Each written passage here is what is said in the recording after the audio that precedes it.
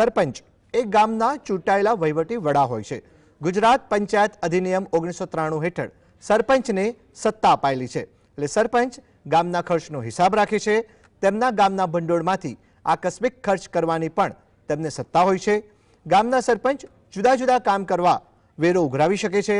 પાણી વેરો, ઘર વેરો, દુકાન ભાડાની વસૂલાત કરી શકે છે। ગામના તમામ વહીવટી નિર્ણય એ સરપંચ લે છે।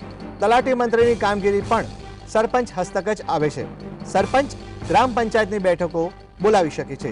સરપંચ તરીકેની જેને આ સત્તા હોય છે તેને લઈને આજે મહત્વપૂર્ણ આટલા માટે આ બાબત છે કારણ કે આજે જે ચૂંટણી યોજાઈ ગ્રામ પંચાયતની જેનું આજે પરિણામ જાહેર થવાનું છે। એટલે સરપંચ કોણ બનશે તેનું ચિત્ર સ્પષ્ટ થશે।